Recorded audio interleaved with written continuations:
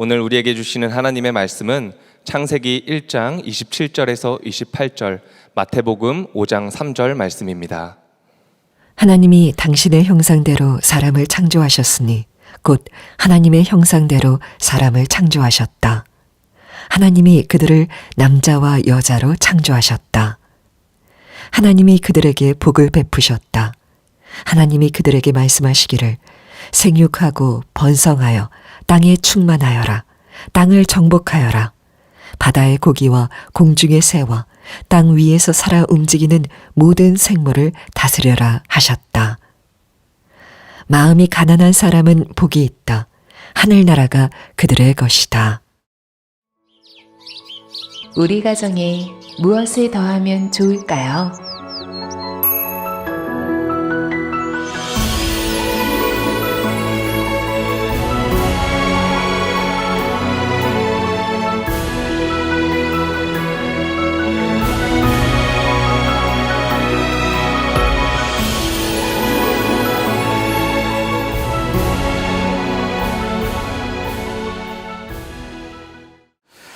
오늘 말씀은 행복한 결혼의 기초를 회복하라 라는 제목의 말씀을 나누겠습니다. 본교회에 등록하시면 1대 양육을 받게 되시는데 그 교재 제목이 뭐죠? 당신은 행복하십니까? 여러분 행복하십니까? 38명 대답하셨습니다. 지금 다시 묻겠습니다. 당신은 행복하십니까? 네. 이미 다 배우셨겠지만 주 안에 있을 때에만 행복합니다. 나무가 뿌리가 내려야 되고 또 물고기는 물 안에 있을 때에 행복한 것이죠. 나가고 싶다고 물 밖으로 나가는 순간 그건 행복이 아니라 불행이고 죽음인 것입니다. 많은 사람들이 행복을 원하지만 모두 그런 것 같지는 않습니다. 유엔에서 발간하는 세계 행복 보고서에 137개국을 대상으로 조사를 했는데 한국이 몇 위 했을까요? 57입니다. 중간에서 약간 높아요. 생각보다 낮은 수치입니다. 그러니까 행복하다고 느끼는 사람들보다 그렇지 못한 것 같다라고 느끼는 사람들이 좀 더 많은 것 같은 거예요. 이런 수치가 점점 더 어떤 순위가 낮아지는 것 같은데 몇 년 전에 사람들이 행복의 조건으로 뭘 삼을까 조사를 한 적이 있어요. 한 5천 명 대상으로. 행복과 삶의 질에 대한 연구에 따르면 행복의 조건 1순위가 뭐냐 이렇게 얘기했습니다. 좋은 배우자와 행복한 가정을 이루는 것이 행복에 가장 영향을 줍니다. 그리고 두 번째가 건강을 꼽았어요. 그러니까 좋은 배우자와 가정 그리고 건강이 사람들의 행복과 질에 굉장히 영향을 미친다는 거예요. 하지만 최근에 MZ세대, 젊은 세대에게 결혼에 대해서 어떻게 생각합니까? 물어봤더니 3명 중에 1명만 비율로 결혼에 대해서 긍정적으로 생각한다는 거예요. 나머지는 그렇지 않다는 겁니다. 그러면 왜 그렇게 생각하는지를 물어봤더니 미혼 남성들이 대답이 결혼한 사람들을 보니까 행복해 보이지 않더라는 겁니다. 좀 마음 아픈 이야기 아닙니까? 사실 우리의 자녀들 다음 세대가 부모님을 보고 야, 가정을 이루는 것이 행복한 거구나. 나도 저런 가정을 이루어야지 해야 되잖아요. 그런데 그렇지 못하다는 겁니다. 굉장히 그 마음이 아팠어요. 하나님께서 본래 결혼을, 가정을 창조하시고 만드셨을 때는 이렇게 될 거라고 의도하신 것이 아니었습니다. 근데 지금 많은 가정들이 깨어지고 상처를 받고 또 그 은혜를 누리지 못하는 가운데 살아가게 되었습니다. 결혼에 대해서 성경은 창세기에서 벌써 말씀을 하고 있어요. 오늘 우리가 읽었지만 창세기 1장 27절에 하나님이 당신의 형상대로 사람을 창조하셨다. 하나님의 형상대로 사람을 창조하셨는데 하나님이 그들을 남자와 여자로 지으셨다 라고 하면서 2장을 가면 좀 더 구체적으로 그걸 묘사하고 있습니다. 아담을 하나님이 창조하셨는데 혼자 사는 것이 보기에 좋지 않았다라고 보시는 겁니다. 물론 그 당시에 동물들이 많았어요. 반려견, 반려묘 많았습니다. 그러나 아담은 거기에 만족하지 못했습니다. 똑같은 남자를 만들어서 붙여줄 수도 있었는데 하나님은 남자가 아니고 여자를 만드셨는데 아담을 잠재우신 후에 갈비뼈에서 하나를 빼어서 여자를 창조하셨다라고 말씀을 합니다. 그래서 성경의 2장, 창세기 2장 23절이죠. 이렇게 말씀하세요. 그때 그 남자가 말하였다. 이제야 나타났구나. 이 사람 뼈도 나의 뼈, 살도 나의 살, 남자에게서 나왔으니 여자라고 부를 것이다. 그래서 히브리어로 이 남자와 여자를 이시와 이샤라고 이렇게 했어요. 어근이 두 개가 같습니다. 같아요. 그래서 이 어근의 의미를 보면 약하다, 부서지기 쉽다라는 거예요. 우리 연약한 인간이죠. 어원이 같다는 것은 남편과 아내는 곧 한 몸이다. 근원이 같다. 내가 너고 너가 나다. 그런 존재로 둘을 만드셔서 하나 되게 하시는 거예요. 요즘에 이제 결혼 주례를 제가 종종 하다 보면 특송이 있잖아요. 많은 특송이 있는데 많은 특성이 어떤 걸 부르냐면 이씨가 이샤에게 라고 많이 부릅니다. 저도 사실 결혼 주례하면서 처음 들었어요, 예전에. 근데 요즘엔 굉장히 보편화됐죠. 가사가 굉장히 길어요. 이게 반복되는 이런 게 아니라 그냥 쭉 가는 겁니다. 이런 내용이 있어요. 그대를 사랑하겠소. 딴 여잔 보지 않겠소. 그래서 이게 축가로 쓰이는 거예요. 딴 여자 보지 말라고. 수많은 여자 중에, 그렇잖아요. 지구상에 수많은 여자 중에 당신이 내 아내라서 너무 행복하오. 여러분 행복하시죠? 네, 상황을 알겠습니다. 제가 지금 상황을 알겠습니다. 자, 그 다음에 이샤가 무슨 얘기를 하냐면 당신을 존중하겠소? 딴 남잔 보지 않겠소. 그 많은 이 세상의 지구상의 남자 중에 당신이 내게 와줘서 너무나 감사하오.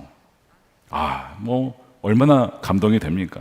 저도 매번 들을 때마다 제가 결혼했을 때 다시 한번 생각하면서 정말 괴로울 때나 즐거울 때나 가난할 때나 부할 때나 병들었을 때나 건강할 때나 끝까지 우리 아내를 사랑하겠다 라고 서약했던 것을 되새깁니다. 그러니까 주례하는 자의 또한 은혜죠. 계속 그 주례하면서 그 언약을 되새기게 되니까요. 자, 질문은 하나님께서 남자 여자를 창조하시고 둘이 하나 되게 하시고 그 다음에 하신 일이 뭘까요? 그 다음에 하신 일이 우리가 놓치기 쉬운데 그들에게 복을 주셨습니다. 이게 성경의 말씀이 나와요. 창세기 1장 27절에 하나님이 그들을 남자와 여자로 창조하셨다. 28절에 원어 성경에 보면 vow라고 하는 그리고가 나와요. 그리고 하나님이 그들에게 복을 베푸셨다. God blessed them. 하나님께서 그들에게 복을 베푸셨다. 우리가 이것을 놓칩니다. 하나님이 주신 복은 무엇일까요? 이건 복이 뭡니까? 하나님의 임재를 통해서 하나님의 생명력이 우리 온 삶에 충만히 경험되는 것을 의미합니다. 그런 점에서 하나님 복은 하나님의 임재라는 측면에서 영적인 의미가 있고, 또한 하나님 임재로 말미암아 우리의 삶의 영역이 풍성해진다는 점에서, 또한 생육하고 번성한다는 점에서, 또한 육체적인 복과 또한 굉장히 현실적인 복을 포함하고 있어요. 주기도문에서 예수님이 말씀하시기를 하늘에서 뜻이 이루어진 것처럼 이 땅에서도 이루어지기를 기도해라. 왜냐하면 지금 이 세상은 죄로 말미암아 깨어진 세상이지만, 그러나 하나님의 뜻은 하나님의 그 나라가 평강과 기쁨과 이런 충만한 것들이 하늘에서만이 아니라 땅에서도 임할 수 있도록 너희가 간구해라. 이것이 하나님의 뜻이다라고 주님은 말씀하시죠. 이것이 주기도문의 바로 의미였습니다. 그래서 이 복이라고 하는 것은 영적이지만 동시에 우리 삶과 굉장히 연관되어 있는 것들입니다. 죽어가는 자들이 살아나고 소생되어지는 것이 다 복에 포함되어 있는 거예요. 예수님이 왜 오셨냐라고 했을 때 성경에 많은 구절들이 있지만 요한복음 10장 10절을 꼽습니다. 이렇게 되어 있어요. 도둑은 다만 훔치고 죽이고 파괴하려고 오는 것뿐이라는 거예요. 여러분들의 가정과 여러분들의 삶이 지금 파괴되고 있습니까? 무너지고 있습니까? 누가 한 겁니까? 여러분, 마귀가, 도둑이 그렇게 하는 거예요. 속았기 때문입니다. 또한 거기에 넘어갔기 때문입니다. 여러분, 그것은 도둑이 하는 일이에요. 그런데 그 도둑이 파괴시키려고 하는 우리 삶과 가정을 예수님 가만 놔두지 않는다는 것이죠. 내가 그래서 왔다는 거. 예수님이 내가 와서 나는 양들이 죽어가는 것을 살려서 생명을 얻게 하고, 그것만이 아니라 심폐소생해서 살린 정도가 아니고 그 생명이 풍성해지도록 더 넘치게 얻게 하려고 내가 왔다는 것입니다. 믿으십니까? 예수님이 오신 이유예요. 예수님이 생명이고 풍성한 삶의 근원이라고 하시는 겁니다. 그래서 예수님이 오셔서 하신 말씀이 하나님 나라가 이 땅 가운데 임하였다. 이미 그걸 선포하시면서 그냥 말로만 한 게 아니고 아픈 사람들, 병든 사람들, 귀신 들린 사람들, 소외된 사람들 찾아가서 그들을 치유하고 회복시키셨어요. 마음에 사회적으로 외롭고 배척당한 사람들도 함께 하면서 그들이 하는 나라에서 멀리 있는 것이 아니다라고 품어주셨단 말이에요. 그러면서 그 먹을 거 없는 자들에게는 기적을 베푸셔서 음식을 주시기도 하시고, 그러니까 예수님이 하시는 얘기는 단지 말만이 아니고 영적인 메시지만이 아니고 그것이 그의 삶에서 실질적으로 변화가 일어날 수 있도록 하나님께서는 그렇게 치유하시는 총체적인 구원을 베풀어 주신 것이죠. 물론 아직 하나님 나라는 완전히 오지 않았어요. 그렇기 때문에 완벽하진 않습니다. 여전히 우리 삶에는 깨어짐과 슬픔과 아픔이 있습니다. 눈물이 있습니다. 그러나 이미 왔기 때문에, 부활로 말미암아 이미 그 하나님 나라는 침투했기 때문에 너희가 그것을 믿어야 된다라고 말씀을 하시는 거예요. 하나님이 아담과 하와에게 주신 복이 바로 이것입니다. 하나님과의 올바른 관계 속에서 그 하나님의 생명력이 나의 삶의 가정의 주위에 흘러가는 상태, 바로 이것이 하나님이 주신 복이죠. 부족함이 없었다는 겁니다. 그래서 이 결혼이라는 것이 이보다 더 좋을 수가 없었어요. 창세기 1장 31절 말씀 보세요.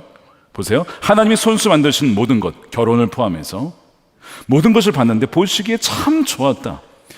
개정판은 심히 좋았다라고 말씀해요. 심히 좋았다. 이것이 하나님이 만드신 결혼이었습니다. 근데 제가 여쭤봤잖아요. 여러분 행복하십니까? 라고 했을 때 왜 많은 분들이 대답을 하지 못하고 머뭇거리고 그럴까요? 행복하지 못하다는 것입니다. 또한 우리 삶에 도둑이 와서 우리 삶을 파괴시키고 빼앗으려 하는 것이 너무나 많다는 것입니다. 왜 그런가 성경에 이유가 나와 있어요. 자, 창세기 1장에서 벌써 아담이 내 뼈 중에 뼈, 살 중에 살이라 이렇게 막 그 아내를 너무 사랑했단 말이에요. 근데 불과 2장, 3장만 넘어가면 이것이 완전 바뀌게 됩니다. 아담이 뭐라고 하냐면 하나님 앞에, 하나님 왜 이 사람을 주셔서 저로 하여금 죄를 짓게 만듭니까? 이런 식으로 막 그 아내 탓을 하는 아담의 모습을 봐요. 비난을 하고 또한 누구 책임이라고 이렇게 갈등 관계로 나아가는 그런 모습을 보여지게 됩니다. 왜냐하면 하나님이 설계하신 그 기초의 원리에서 벗어났기 때문에 그래요. 결혼은 하나님께서 만드셨기 때문에 하나님 만드신 그 원리와 그 조건을 따르지 아니하면 결혼 스스로 유지될 수가 없습니다. 우리는 결혼을 스스로 유지할 수 없는 사람들이에요. 아까 뭐라고 그랬어요? 이씨와 이씨는 깨어지기 쉬운 존재라고. 그래서 이씨와 이씨뿐만 아니라 이 아담이라고 하는 이 표현이 아닌 흙이며, 우리 흙으로 지어졌습니다. 얼마나 연약한 존재인지 몰라요. 근데 하나님의 영이 함께 하심으로 숨 쉴 수 있고 살아갈 수가 있는 것이지 하나님 없이는 살아갈 수가 없습니다. 그래서 하나님이 정하신 그 매뉴얼에서 벗어나게 되면요, 우리 삶에는요 무너지게 된다는 거예요. 예를 들어서 간단한 예인데 자동차 대부분 이제 휘발유, 뭐 경유도 있긴 하지만 휘발유 자동차가 있습니다. 그러면 이 자동차가 고장나지 않고 오래 탈 수 있도록 하려면 어떻게 해야 될까요? 뭐 여러 가지가 있죠. 뭐 정비를 자주 하면서 고장난 것은 없는지 엔진 오일들 갈고 여러 가지가 있겠죠. 근데 무조건 지켜야 되는 게 하나 있습니다. 그 휘발유 차는 휘발유만 넣어야 된다는 거예요. 그게 그 자동차가 지어진 모습입니다. 나는 휘발유가 비싸니까 나는 옥수수유를 한번 넣어볼 거야. 내 마음이자 내 차인데 뭐 어때? 라고 하면 차가 가겠습니까? 뭐 그런 분은 없겠지만 종종 경유를 넣는 경우가 있습니다. 지금은 이제 이게 들어가는 게 달라서 막아져 있지만 예전에는 경유를 넣는 거야. 그리고 가다가 털털털하고 사가서 봤더니 기름을 딴 걸 넣은 거예요. 여러분 이게 무슨 모습이냐면 결혼이라고 하는 그것이 아름답게 세워지려면 하는 조건들이 있다는 거예요. 하나님이 세워진 조건. 그것을 어기게 되면 아무리 내가 이 결혼을 세워보려고 해도 안 된다고 하는 것을 보여주는 예입니다. 예전에 미국에서 이제 아이들이 이제 자랄 때 막내가 6살 때에 장난감을 하나 줬는데 아이들이 좋아하는 게 뭐냐면 레고잖아요, 레고. 근데 레고가 큰 거는 굉장히 복잡하지만 작은 거는 뭐 그냥 뭐 만들 수 있는 거죠. 그래서 집과 비행기를 하나 이렇게 해줬는데 제가 딱 보니까 매뉴얼을 안 보고도 만들 수 있을 것 같더라고요. 그래서 제가 딱 보니까 매뉴얼을 보지 않고 만들려고 하는데 안 되는 거예요, 이게. 장난감도 그 레고 매뉴얼 따라 짓지 않으면요. 여러분, 그래서 제가 대학을 나왔는데 이거 장난감 정도 만들 수 있지 않겠습니까? 여러분, 근데 레고를 못 만드는 거예요, 제가. 하나하나 순서에 맞춰서 그 부품이 어디에 들어가는지 정확하게 하지 않으면요, 나중에 어긋나게 되고 이상한 모양이 나와요. 분명히 그 레고의 겉표주에 있는 참 멋진 비행기고 집인데 그 모양이 안 나오는 거예요. 내가 마음대로 지으면 그렇게 되는 거죠. 차라리 6살짜리 막내에게 너가 며칠간 하면 만들 수 있어. 정말 그 아이가 며칠간 이렇게 하더니 만들더라고요. 제가 그걸 보면서 느낀 것이 그겁니다. 결혼이라고 하는, 우리 인생이라고 하는 것도 우리가 정말 마음대로 할 수 있을 것 같지만 여러분 그렇지 않다는 거예요. 기초가 잘못되면 모든 것이 삐걱대기 시작한다는 거죠. 예수님께서 말씀 위에 세워지는 집에 대해서 비유를 하셨어요. 자, 그래서 마태복음 7장 24절에 보시면 그러므로 내 말을 듣고 그대로 행하는 사람이 있습니다. 첫 번째는 말씀을 듣고 그대로 행하는 사람이 있어요. 이 사람의 인생은 어떤 일이 있느냐? 반석 위에 집을 지은 거예요. 슬기로운 사람이라는 겁니다. 그러나 여러분, 믿는 사람들에게도 어려움이 닥칩니다. 보세요. 비가 내리죠. 홍수가 나죠. 바람이 붑니다. 성경에 보면 믿는 가정에도 얼마나 깨어지고 갈등이 많은지 몰라요. 홍수가 난대잖아요. 바람이 분대잖아요. 들이닥친대잖아요. 이런 일이 벌어져요. 그런데 무너지지 않는다는 겁니다. 이상하게 무너질 것 같은데 무너지지 않는다는 거예요. 왜냐하면 반석 위에 집을 세웠기 때문에 고난은 찾아오지만 흔들릴지언정 무너지지 않는 이유는 주님께서 그 가정의 기초가 되어주시고 주인이 되어주시기 때문이라는 거예요. 근데 다른 쪽은 누가 있냐면요, 나의 이 말을 안 듣는 게 아니에요. 듣습니다. 그럼 누구예요? 적어도 그리스도인 아닐까요? 교회 다니는 사람 아닐까요? 우리로 얘기하면 말씀을 듣는데요, 안 들으면 아이 뭐 그렇지, 듣는데 그대로 행하지 않는 사람이 있답니다. 모래 위에 자기 집을 자기 마음대로 짓는 거예요. 내가 짓고 싶은 대로 나의 인생과 가정을 짓는 거예요. 그럼 지어지긴 지어진대요. 그래서 평상시엔 괜찮다는 거예요, 이것이. 근데 언제 이것이 드러나냐? 일생의 어려움이 다가올 때에, 풍파가 다가올 때에, 그때 보면 비가 내리고 홍수가 나고 바람이 붑니다. 집에 들이닥칩니다. 아까는 무너지지 않았죠. 근데 이 집은요, 무너지는 겁니다. 무너지면 엄청나다는 거예요. 둘의 차이가 뭐예요? 안 들은 게 아니고요, 들었는데 그것을 정말 믿고 이제는 내가 예수님이 그 말씀 위에 하나씩 하나씩 마치 레고의 조립 하나하나 해 나가듯이 그렇게 나간 사람과 그렇지 않은 사람의 차이라고 하는 것이죠. 마귀가 무너뜨리는 건 맞아요. 그러나 믿는 사람에게는 마귀 유혹이 옵니다. 그러나 믿는 사람은 정말 그것을 이겨내는 것이죠. 오로지 이 마귀의 문제라고만 할 수가 없는 것이 듣고도 순종하지 않는 그것은 바로 우리에게 책임이 있기 때문에 그래요. 하나님이 지으신 결혼의 어떤 설계와 그 원리에서 내가 벗어나게 되면요, 그러면 그 집은요, 그 가정은 온전할 수가 없는 거예요. 예를 들어서 아브라함과 사라의 얘기를 한번 봅시다. 둘이 살다가 하나님께서 처음에 말씀을 하셨죠. 내가 너를 통하여서 복을 줄 거야. 민족을 이룰 거야. 그랬더니 말씀을 따라 아브라함이 갑니다. 이게 처음에 시작이에요. 말씀을 따라 갔어요. 근데 시간이 지나도 자녀가 주어지지 않거든요. 태어나지 않는 겁니다. 그러니까 나중에 어느 날 사라가 이런 제안을 하잖아요. 하갈을 줄 테니까 하갈을 통해서 당신 애 낳으라고, 자손을 이어가자고, 이런 얘기를 해요. 그랬더니 아브라함이 막 호통을 치면서 지금 당신이 나와 부부지 왜 다른 여자가 여기 들어오냐고 그러면서 막 혼내면서 하나님이 약속을 주셨는데 믿어야지 이러면서 막 아브라함이 호통 쳤나요? 그렇지 않고요. 여러분 가만 보시면 아내가 여러분 이 하갈을 통해서 자녀를 낳으세요. 그러니까 아멘 했다는 거예요. 왜 거기서 아멘을 하냐 이거죠. 자, 말씀 보세요. 창세기 16장 2절 뒤에 보십시오. 여종과 동침하십시오. 하갈의 몸을 빌려 다른 여인을 통해서 집안의 대를 이어갈 수 있기를 바랍니다. 아브라함은 사라의 말을 따랐다. 군말 없이 따랐다는 거예요. 평소에는 움직이지도 않다가 이런 거는 잘 말을 듣는다 이거죠. 아브라함이 처음에는 하나님 말씀을 따라가다가 엉뚱한 것을 따라갑니다. 근데 여러분 이것이 아담과 하와에게도 벌어지는 일이에요. 하와가 선악과 이거 먹으면 안 되는 거예요. 아담에게서 들었어요, 분명히. 근데 이걸 주거든요, 아담에게. 아담이 그냥 먹습니다. 그도 먹은지라. 여러분 그 결과가 무엇이죠? 내가 내 인생과 내 집을 세울 수 있다라고 한 결과가 잘 되기를 바랬지만 안타깝게도 가정의 불화가 일어납니다. 사라가 그 임신한 하갈이 자기를 보면서 조롱한다 이거예요. 나는 이렇게 임신했는데 당신은 뭐냐? 이러면서 조롱하니까 막 사라가 화가 나가지고 결국에는 남편 당신 때문에 그런 거라면서 막 가정이 싸움이 일어나죠. 결국 그래가지고 하가를 막 쫓아내는 이런 아픔의 가정들, 이스마엘 쫓아내는 일이 벌어지게 되잖아요. 그 이후에 이스마엘이 태어나고 86세의 아브라함이 99세가 될 때까지 이 13년간의 기록이 없습니다, 여러분. 이게 무슨 얘기냐면 하나님이 아브라함과 사라에게 주셨던 약속이 딜레이, 지연되는 거예요. 왜요? 내 방법을 택한 것 때문에. 내 방법을 택한 것 때문에 약속이 성취가 되지 않고 꼬이기 시작해서 이것이 5년, 6년, 10년, 13년까지 연장이 되고 하나님은 등장하지 않은 채 침묵의 기간이 흘러요. 이 모든 것의 선택이요, 바로 거기 있었어요. 말씀이 아니라 내가 선택한 결과, 갈등, 불화, 다툼, 지연, 이 모든 것이 하나님 복에 있지 않았어요. 그러나 참 하나님 은혜로우시죠. 기다려주셨다가 그 과정을 지나쳐서 99세에 나타나셔서 아브라함아, 내 앞에서 이제 완전해야 된다. 너 더 이상 이렇게 살면 안 된다. 하나님 버리지 않으셨어요.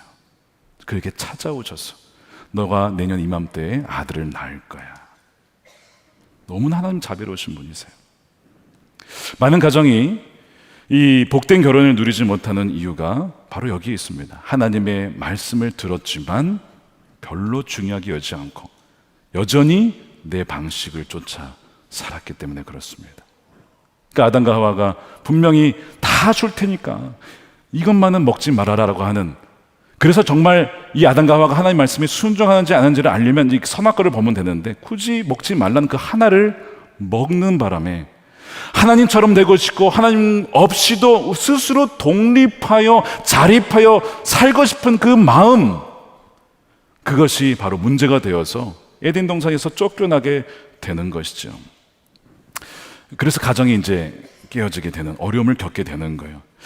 여러분, 결혼이라고 하는 것이 단지 사회적인 합의 정도가 아닙니다. 법적 결혼 정도가 아닙니다. 성경은 뭐라고 하냐면 예수님께서 말씀하셨는데 결혼은 하나님이 짝지어 주신 거라는 거예요. 자, 그것이 마태복음 19장 4절에 나오죠.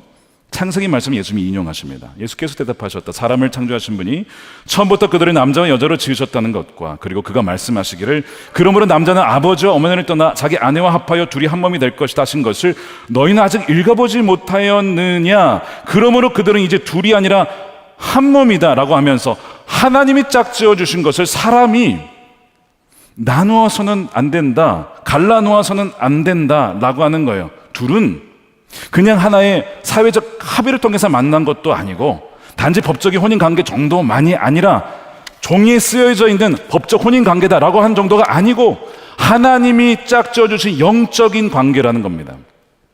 굉장히 중요한 포인트인데 우리는 이것을 놓치고 있어요.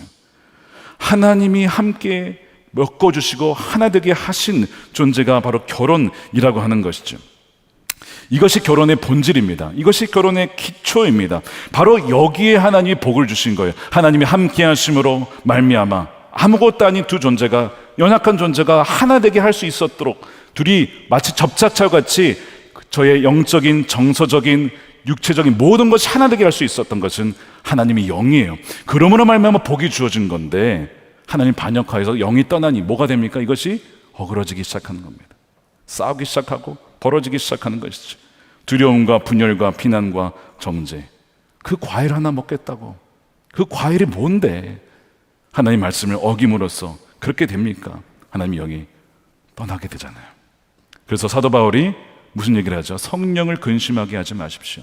여러분, 성령을 소멸하게 하지 마십시오 라고 말씀하잖아요.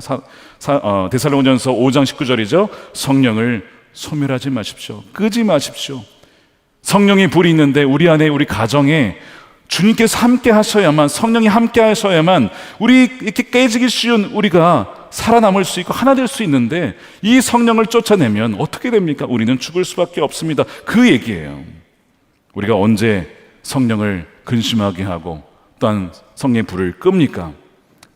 우리가 알면서도 듣고서도 순종하지 않을 때. 어떤 유명한 분이 그런 얘기를 했어요. 하나님으로 하여금, 주님으로 하여금 두 번 말씀하게 하지 마십시오. 듣고도 순종하지 않을 때 그럼 더 이상 성령은 말씀하지 못한 채 근심하면서 아파하신다는 거예요. 그러므로 여러분, 가정에서 누구든 한 명이라도 정말 깨어 있어야 됩니다. 하나님, 우리 가정이 지금 갈라서려 합니다. 깨어지려고 합니다. 죽어가고 있습니다.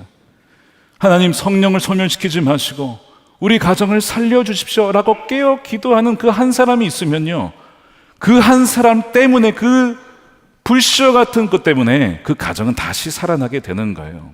성령을 소멸하지 말라. 주님, 우리가 어느덧 결혼 생활을 하면서 주님 외에 다른 것을 더 의지한 것 같습니다. 돈을 더 의지하고 사람을 의지하고 나의 경험을 의지한 것 같습니다. 주님, 우리를 용서해 주시고 우리가 회개하오니 우리 가정을 살려주십시오 라고 기도하면 너와 내 집이 구원을 받으리라. 간수 한 명 때문에, 또한 라합 한 명 때문에 온 가족이 구원받은 것처럼 하나님께서는 그 가정을 회복시킬 줄로 믿습니다. 주님께서 오셔서 공식적으로 설교하신 것이 바로 이 마태복음 5장 산상순이에요. 오셔서 공식적으로 첫 번째 설교하신 것이 이 산상순인데, 이 산상순의 첫 번째 메시지가 뭐에 대한 내용입니까? 복에 대한 내용이었어요. 자, 아까 하나님께서 아담과 하와에게 복을 주셨죠. 근데 이걸 잃어버렸어요. 근데 예수님이 다시 오셔서 하신 첫 번째 메시지가 복에 대한 말씀이에요. 팔복에 대해서. 무슨 얘기냐면, 예수님께서는 그 당시에 무너진 사회에 왔어요.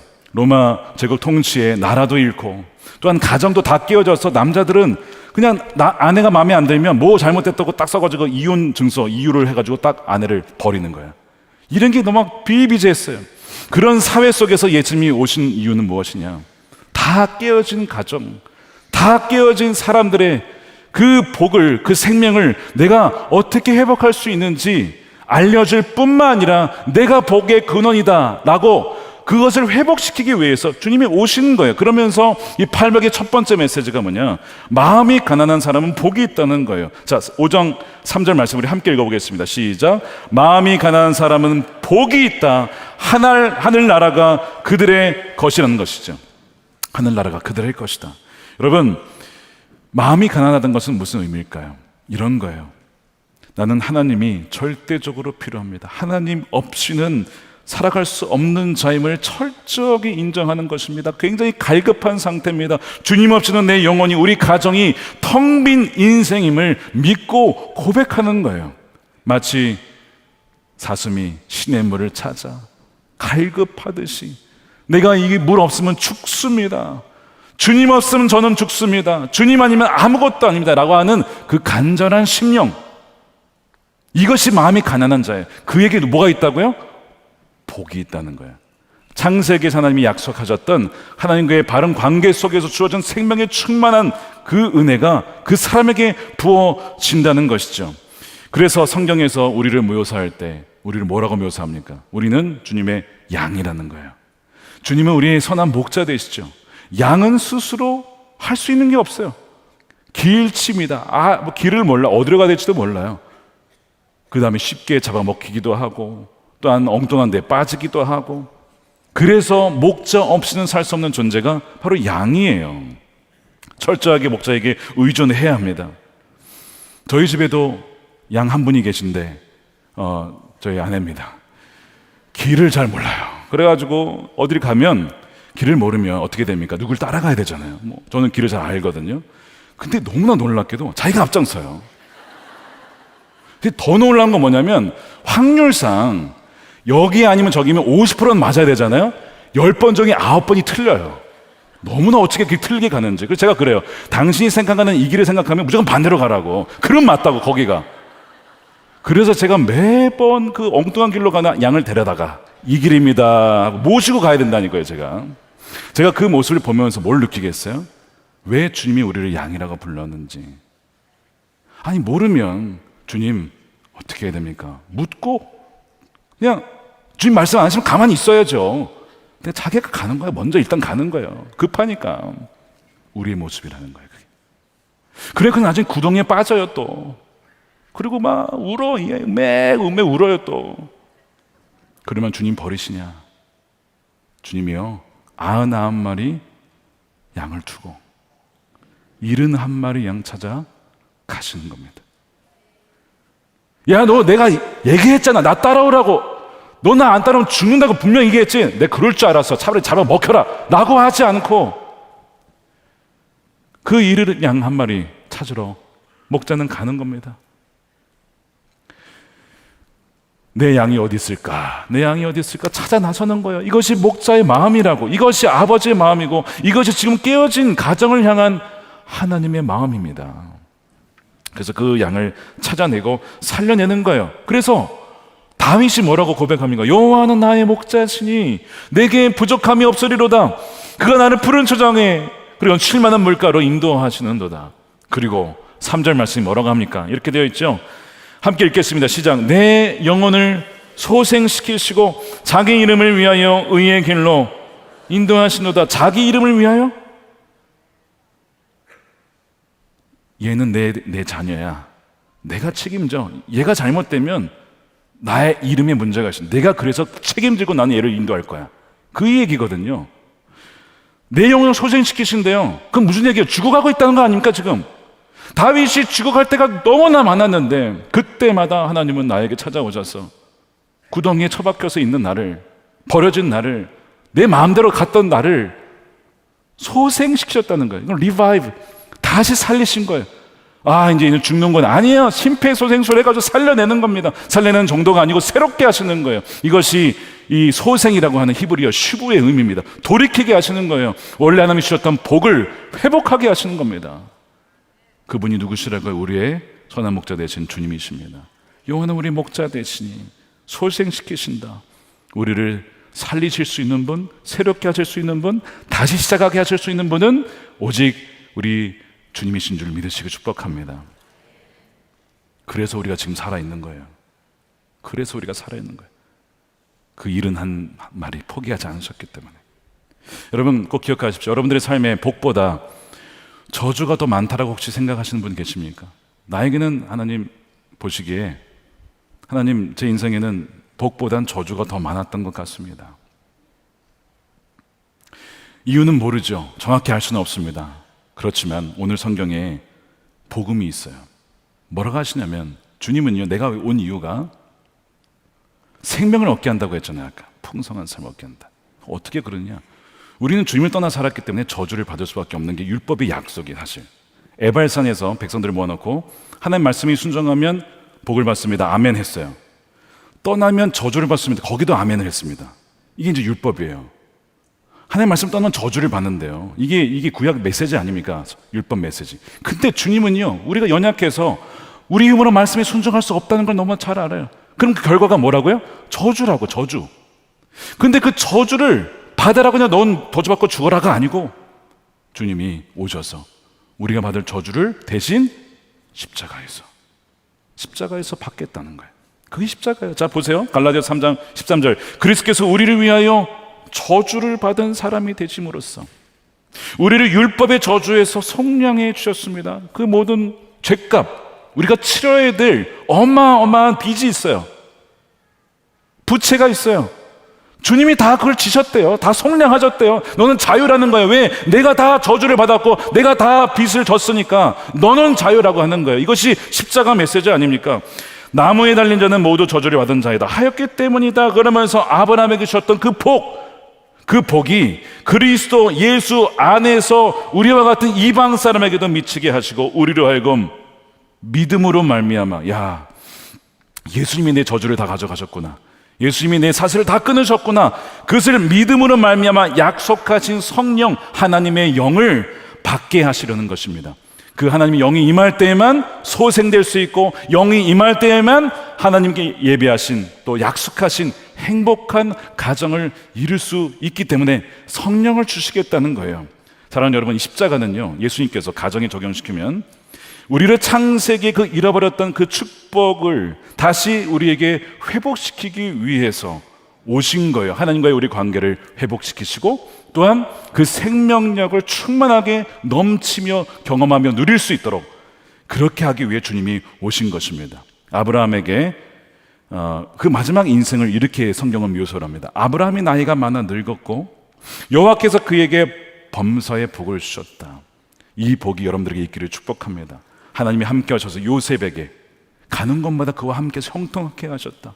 여호수아에게 너가 주야로 말씀을 묵상하면 너가 어디를 가든지 형통할 것이다. 너를 대적할 자가 없을 것이다.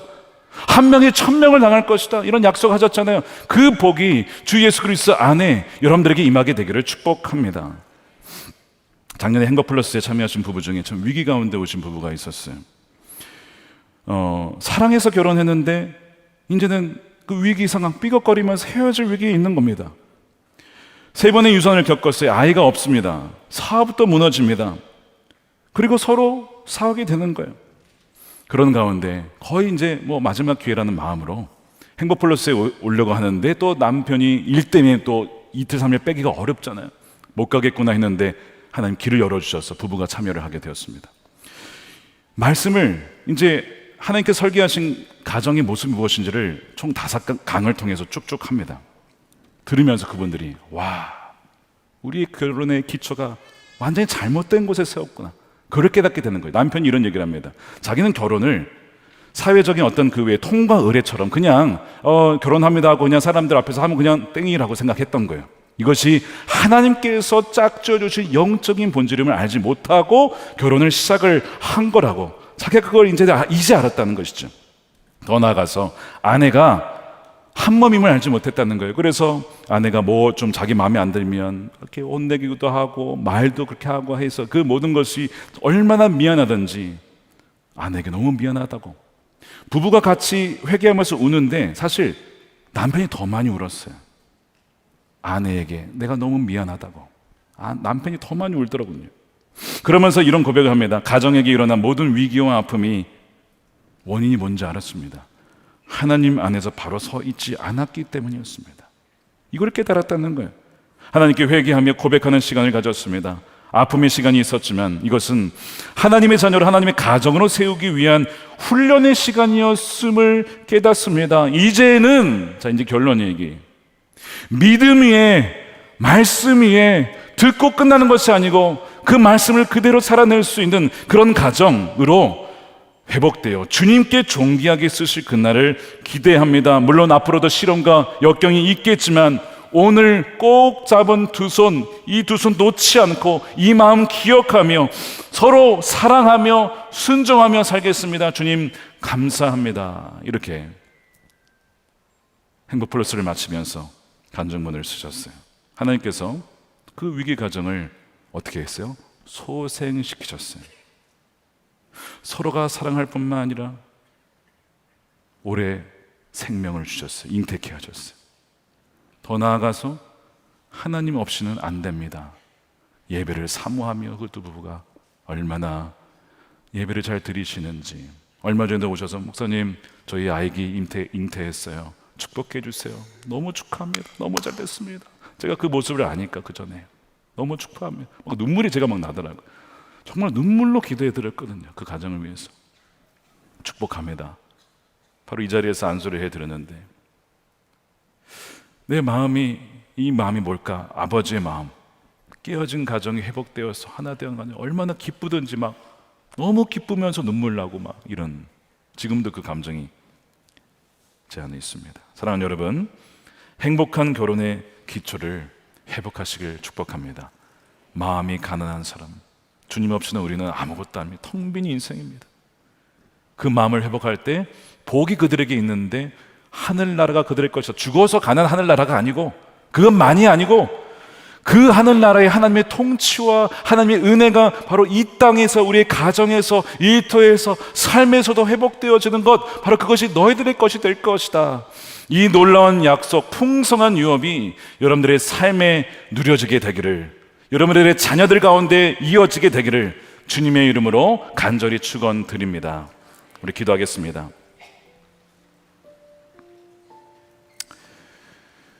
믿는 가정도 참 아픔이 많고 갈등이 많습니다.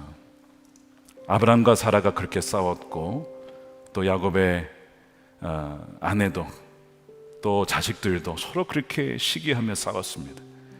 믿는 가정이라고 이러면 어려움이 없지 않고 갈등이 없지 않습니다. 아까 말씀드렸듯이 예수님께서 말씀하신 것처럼 믿는 가정, 믿고 순종하는 가정에도 풍파가입니다.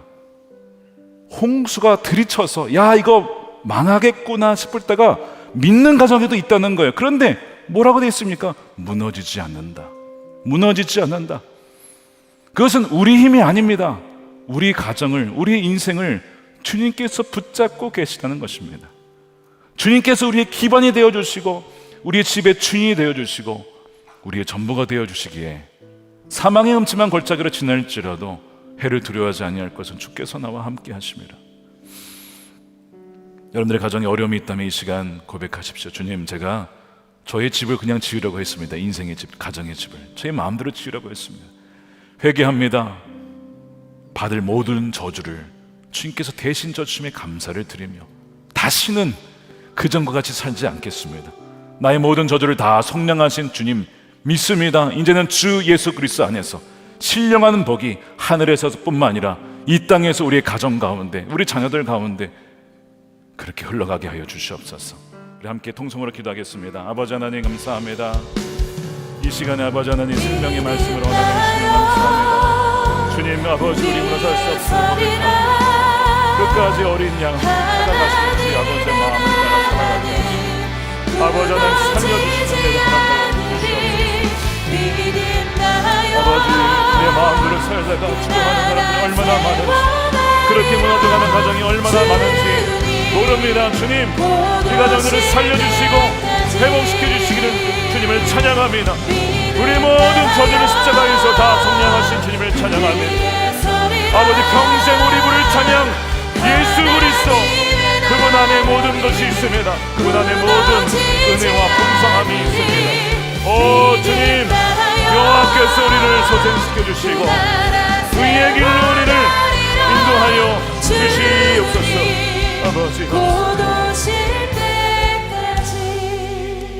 아버지 하나님 감사합니다. 우리를 포기하지 않아서 감사합니다. 주의 말씀을 따르지 아니하고 듣고도 순종하지 아니하여 제 갈 길로 가다가 구덩이에 빠지고 이리와 늑대의 밥이 될 수밖에 없었던 우리를 잘됐다라고 포기하지 않고 끝까지 99마리 양을 두고 그 71마리 양을 찾기 위하여 오신, 그리하여 우리를 살리신 주의 은혜에 감사를 드립니다. 아버지 하나님, 여호와는 우리의 목자 되시니 우리의 부족함이 없습니다. 푸른 초장으로 쉴만한 물가로 때로는 사망의 음침한 골짜기로 가닐지라도 해를 두려워하지 않는 것은 주께서 우리와 함께 하시기 때문입니다. 풍파가 닥치고 홍수가 들이닥쳐서 집이, 가정이, 인생이 무너지겠구나 싶을 때에도 무너지지 않는 이유는 주께서 우리의 인생의 기반이 되시고 우리 가정의 주인 되시며 왕이 되시기 때문입니다. 사랑하는 우리 주의 백성들에게 흔들리고 있는 가정과 또 하나님 인생이 흔들리고 있는 저들의 인생 가운데 주께서 찾아와 주셔서 소생시켜 주옵소서. 다시 살려 주시옵소서. 다시 새롭게 하여 주시고 하나님, 말씀을 떠나 살아서 받을 수밖에 없었던 모든 저주를 주님께서 십자가에서 이미 다 치르셨고 속량하여 주셨사오니 그 믿음 가운데 다시 새로운 주 예수 그리스도의 집을 세워나가는 우리 모든 가정들이 되게 하여 주시옵소서. 하나님의 복이 충만하게 임하여서 생명력이 넘치게 하여 주시고 하나님 풍성한 삶을 누리며 살아갈 수 있도록, 그리하여 하나님이 살아계심을 증거케 하여 주시고 하나님 홀로 영광 받아 주시옵소서. 아버지 하나님, 11조로 감사헌금으로 성경금으로 드리며 우리 인생을 주님께 맡겨 드립니다. 하나님, 쓰이는 곳곳마다 하나님 살아나는 역사, 소생케 되는 역사가 있게 하여 주시고 특별히 우리 다음 세대가 부모 세대를 보면서 나도 저런 복된 가정을 이루고 싶다라는 마음을 가지고 세세토록 주님이 오시는 그날까지 건강한 가정과 세대를 이루어나갈 수 있도록 우리 자녀들 가운데 복에 복을 더하여 주시옵소서. 이 나라가 하나님을 경외하는 나라가 되게 하시고 정치, 경제, 사회, 문화, 교육, 가정의 각 영역 속에 성령이 임하여 주셔서 하나님의 사람들을 통하여, 깨어있는 이들을 통하여 하나님 나라가 이 땅 가운데 임하게 하여 주시옵소서. 남과 북이 복음으로 통일되게 하시며 억눌려 있는 주의 백성들을 속히 풀어주시고 남과 북이 함께 주님을 찬양하는 날 오게 하여 주시옵소서. 땅끝까지 복음이 증거되어 주님이 다시 오시는 날 어느 한 명도 밖에 울며 하나님 소외되는 일이 없이 우리 모두가 주님을, 그 영광의 주님을 맞이할 수 있도록 주여 우리를 주의 길로, 의의 길로 인도하여 주시옵소서. 감사드리며 예수님의 이름으로 축복하며 기도드립니다. 아멘. 우리 다 같이 일어나셔서 우리 찬양하면서 우리 봉헌 드리겠습니다. 믿음으로 서리라. 우리 함께 찬양하겠습니다. 서리라 믿음 다하여 그 위에 서리라 하나님의 무너지지 않습니다. 무너지지 않으리 믿음 다하여 그 나라 세워가리라 주님 곧 오실 때까지. 기도하겠습니다. 이제는 우리 가정에 우리 인생에 반석되시고 왕이 되신 예수 그리스도의 크신 은혜와 하나님 아버지의 측량할 수 없는 풍성하신 하나님의 사랑과 자비하심과 성령님의 가망감동 우리를 떠나지 아니하시는 가망감동 내주하심이 오직 성령을 따라 하나님의 임재 가운데 또한 하나님 말씀 위에 하나님의 가정과 나라를 세워나가자 결단한 사랑하는 우리 모든 성도들 머리 위에 저들의 가정과 일터와 사랑하는 자녀들과 이 교회와 사랑하는 이 나라와 민족 가운데 영원히 함께 하시기를 간절히 축원하옵나이다. 아멘.